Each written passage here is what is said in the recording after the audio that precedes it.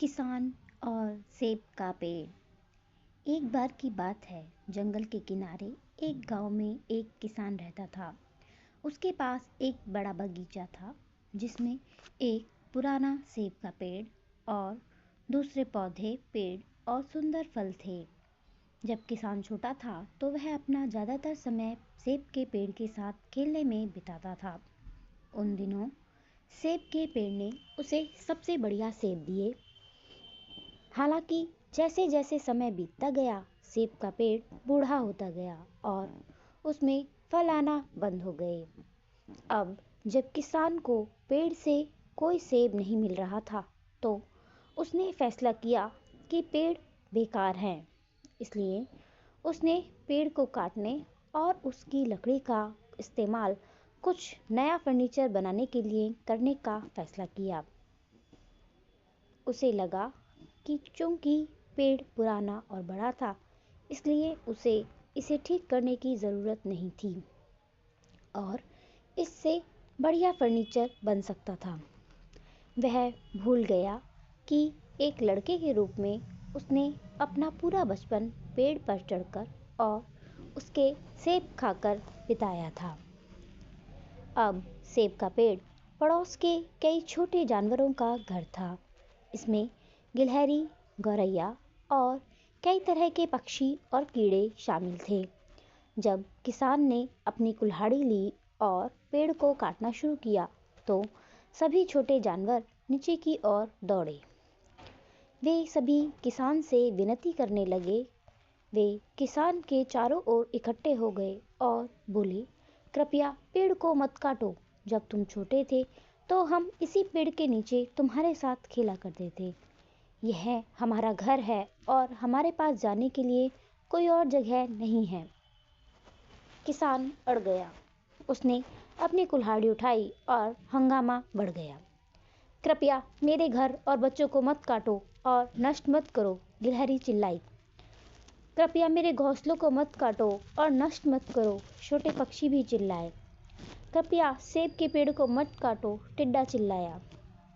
हालांकि मदद के लिए उनकी पुकार अनसुनी हो गई। उनके सभी अनुरोधों के बावजूद किसान ने पेड़ को काटना जारी रखा। अचानक उसे कुछ चमकीली चीज नजर आई। उसे देखने पर एहसास हुआ कि यह एक मधुमक्खी का छत्ता है जो शहद से भरा हुआ है। उसने थोड़ा सा शहद लिया और अपने मुंह में डाल लिया।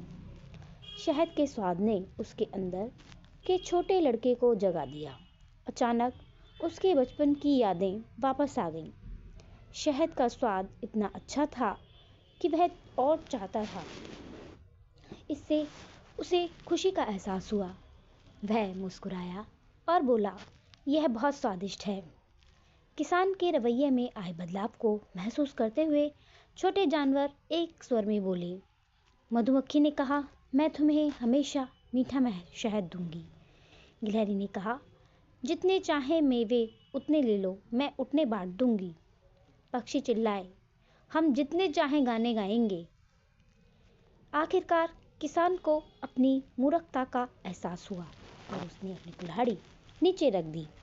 उसे समझ में आ गया कि पेड़ पर कई प्यारे जानवर रहते हैं जो उसे बहुत सी चीज़ें देते हैं। वह चाहता था कि उसके छोटे लड़के को भी वैसा ही बचपन मिले जैसा उसने जिया था। उसने अपनी कुल्हाड़ी फेंक दी और उसने कहा, मैं वादा करता हूँ कि मैं इस पेड़ को कभी नहीं काटूंगा। उसे यह एहसास हो गया था कि सेब का पेड़ इतना भी बेकार नहीं है। मुझे अपनी गलती का एहसास हो गया है और अब तुम सब शांति और सद्भाव से रह सकते हो। उसने सभी को वादा किया। छोटे जीवों ने मधुमक्खी का बहुत बहुत धन्यवाद किया। अगर किसान को छत्ता नहीं मिला होता तो वे अब तक बेघर हो चुके होते। वे पुराने सेब के पेड़ के पर खुशी खुशी रहने लगे। इससे हमें यह नैतिक शिक्षा मिलती है कि प्रकृति में हर जीवित जीव किसी न किसी काम की है। हमें किसी भी जीवित जीव को नष्ट नहीं करना चाहिए। धन्यवाद। मैं आशा करती हूँ कि आपको मेरी ये कहानी अच्छी लगी होगी। Please like, share and subscribe my channel. Thanks for watching my video.